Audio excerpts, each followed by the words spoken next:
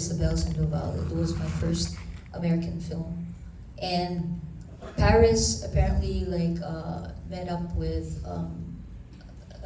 Carlo, my co-producers, Isabel, and he was looking for a producer.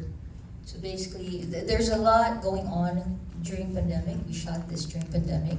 There was a lot going on through his head that he really wanted to express through this film. And there was a specific, producer. Chi, by the way, is a Vietnamese.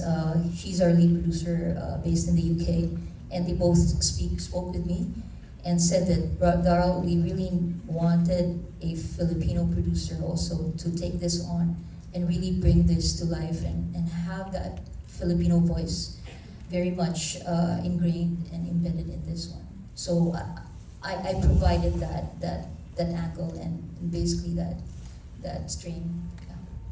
You mentioned earlier that for a project like this, your budget was actually really low. Was Paris's vision much larger, or do you think you got it in there somehow, some way? We got it in there. I think for Paris, we were calling up organizations, people. This is actually backed up by an American company, so it was interesting how a Filipino story produced by Asians based in the UK, but then financed by American money. That's how it all came about. But I think we wanted a certain timeline to happen for this one. Meaning to say, Paris is like, Darl, I really think it needed to be done within the window of, we shot this 2021. And so, if it would have been shot any later than that, I think the relevance of the times would have been different. So we just pushed and pushed and pushed, and we were able to get a funding from an American theater chain company. So they're actually huge, and they said, hey, you're asking for just a little, it's just a drop in the bucket. So sure, let's finance this. Yeah, congratulations on using white people's money. Max, how are you feeling seeing it now? Pretty good. This is actually my first time to see it in the cinema with an audience. I've seen it quite a bit through a screener, and it's my first time to see it. Thanks, everybody. Yeah, it feels great. I kept grabbing Darla. I was like, oh my gosh! And to the sound, I was jumping off my seat. I didn't experience that when I was watching it through my laptop, but I feel extremely proud to see it and to be a part of this project. That's for sure. I have to say, Max, I really wanted to see you hit somebody. And I'm really disappointed it didn't happen. But I think that's why I'm so drawn to Grace's character, because she kind of was just sneakily fighting back in behalf of her and her mother, with sneaking in the fish sauce and the facial wash of Catherine, and putting really strong bleach. And I love that. So I hope that makes up for the fact that I didn't get to hit anybody. Sure. Let's open it up to the floor if anybody has questions. Anybody? Don't be shy.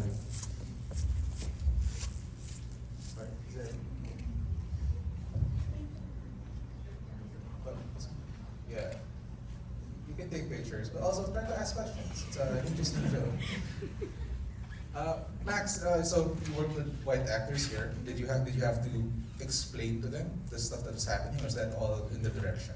That was all in the direction, because Paris also wrote the film as well as directed it. So he explained everything to all of us beforehand. We did a few workshops and all. Actually, the four of us, Jaden, who played Grace, Leanne, who played Catherine, and David, who played Mr. Garrett, we were all best of friends while we were shooting the film, inseparable. It was pretty cool. I think that's why it turned out the way it did, because of the relationship we had built with each other before filming. Anybody? Too scared? Oh, there, over there. Hi, Will. Thanks for watching.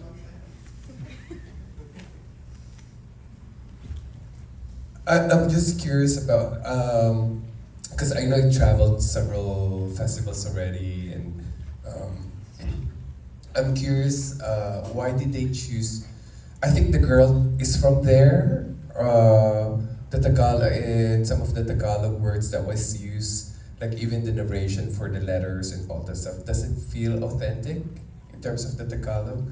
Why didn't they just decided to get somebody who actually speaks Tagalog or something like that? I'm just curious. With Paris as like, I don't know what he's thinking. Oh, the Gloria, you mean? The one Yeah. reading the letters? Yeah.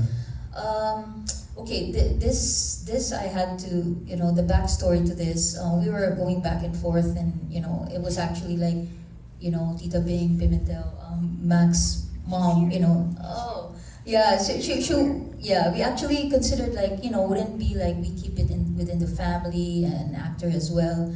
And then Paris was like, Darl, because a lot of you may not know, and not that, like Paris, because the Paris parents are here, his mom and his dad are here, actually. Like this is not semi-autobiographical in any way, but Paris did, in a way, was that kind of, Grace, the parents of Paris, were those type of immigrants in Britain, and kudos to Mr. Hill and Miss Antonia who are here, who really did what they can, to uplift the family, and I remember, Miss Antonia Paris was speaking to me, and she goes from house to house, and the voice that you hear now is actually Paris's mom. Oh, okay. So, he was like, yeah, so if you see the credits, it's like Antonia Zarzilia.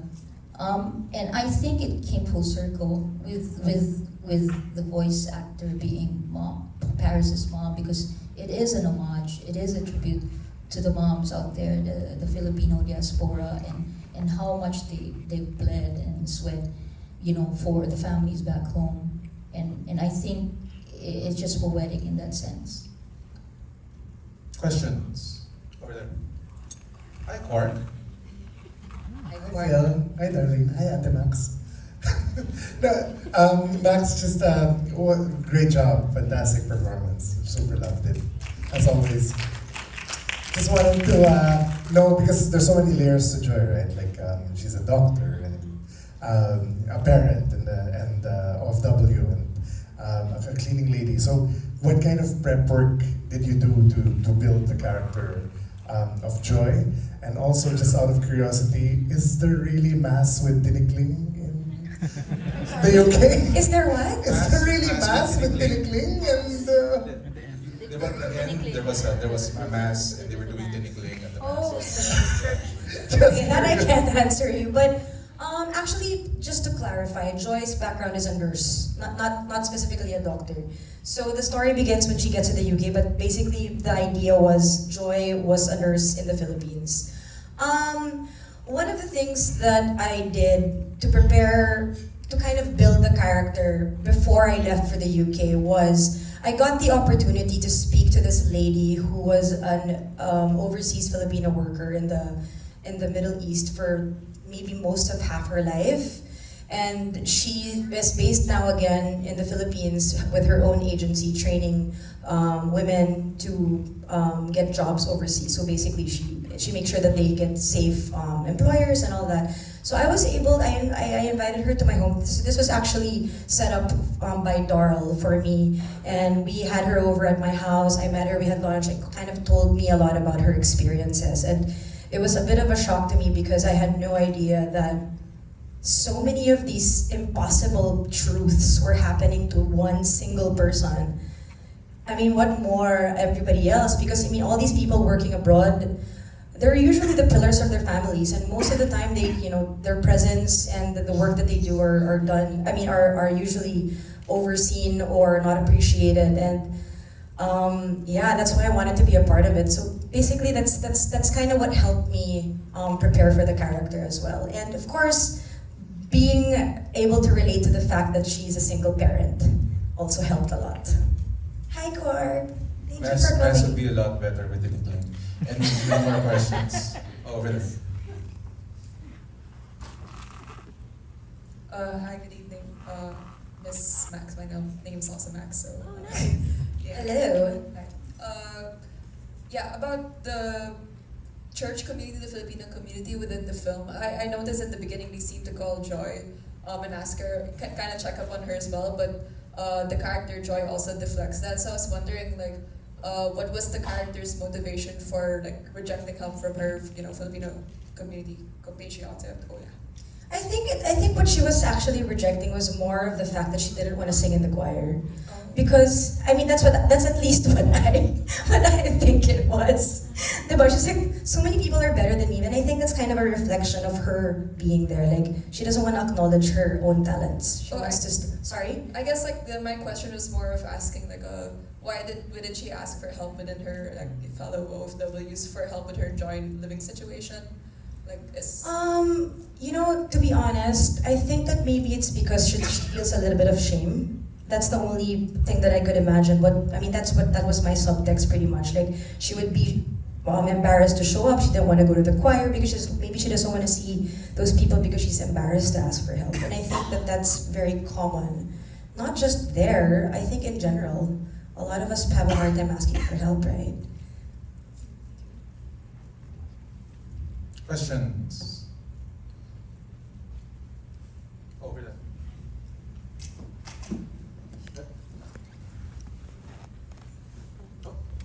Oh, those, up. Up. Sa taas, sa taas. Sa taas, sorry. Hello.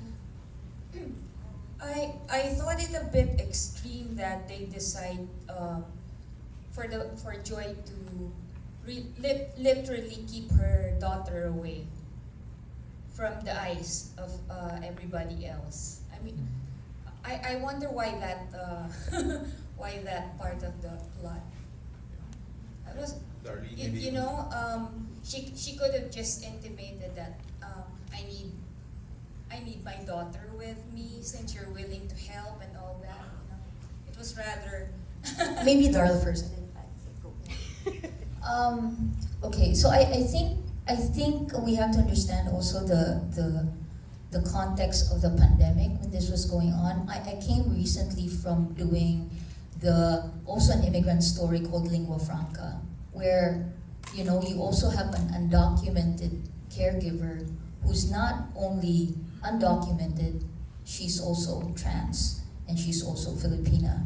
So ICE at that time, there's really a crackdown. It's almost like you have to look behind you, anytime now, you could be sent to prison.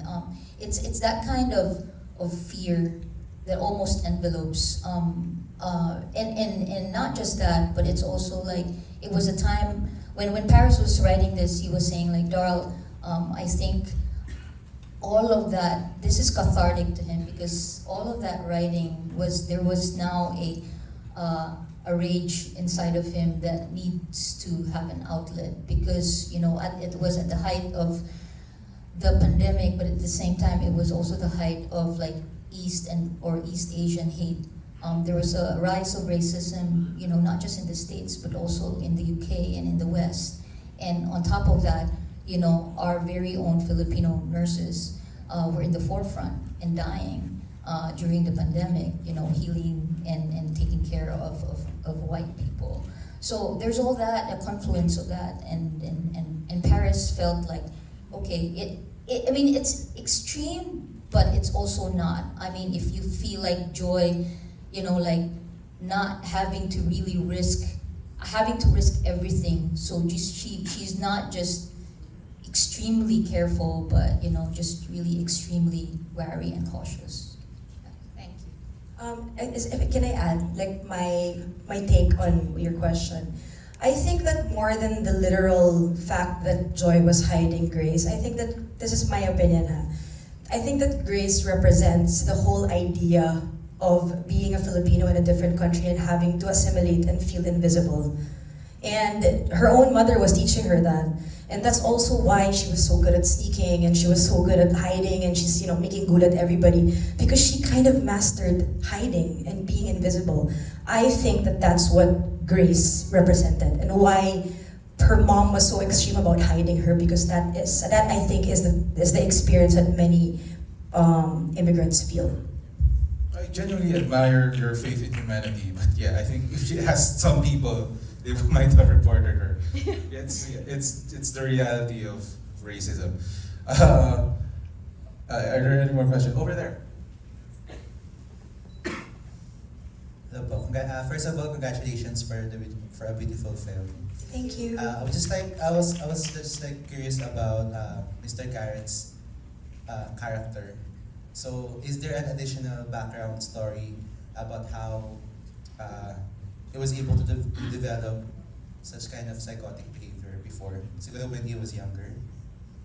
I think there were a lot of clues naman in the film, diba? Like even with the letters of Gloria to her child and her husband in the Philippines, which never got sent. I think it kind of is rooted from his abandonment issues from his mother. So even though he loved Gloria as a mother, when he grew up, he kind of realizes that there's really this divide, and so maybe that kind of caused like his desire for power. And and how he kind of calls Joy Gloria when he wanted her to clean up her vomit on his clothes. He was like, Gloria. So basically, to him, she was never really a person to him in the first place, because his lack of love from his own mother kind of stopped him from being able to love other people or actually look at people as people. Everybody's replaceable, dispensable. That's what I think. And then really quickly, again, I don't want to sound too political, right? But there's really there's a lot of social political context in this film. But we really first and foremost wanted to entertain people, right? Because that's how we draw them. But essentially, if you look at Mr. Garrett and Catherine, they really are personifications of the old and new colonial mindsets. Old, rich, landed, white. Yes. So Catherine might be like a so-called ally, right? But she still goes into that whole microaggression kind of thing. Call me Catherine, don't call me ma'am. But there's still a condescending tone, and we're trying to like unwrap and unravel all of that in the film. Questions?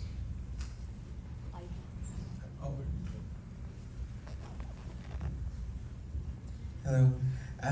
First of all, thank you for the film. And my mother is an OFW, so I'll ask a kind of political question, I guess.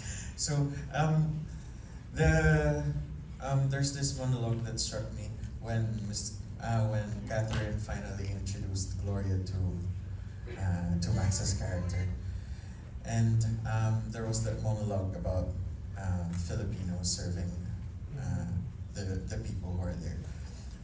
How much of that was the driving force of the film in creating the film, and how was it for Max delivering that monologue? Thank you.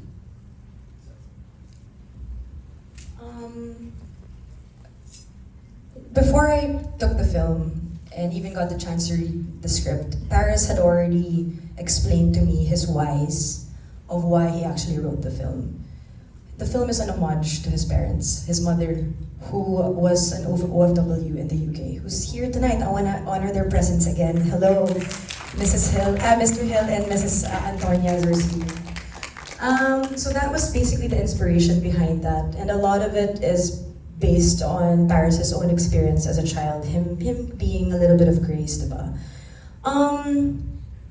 Delivering that monologue was the most difficult thing that I did shooting that film. It was super filled with emotions, but also I had a hard time in a sense where I couldn't really imbibe it yet because of how innate that emotion was.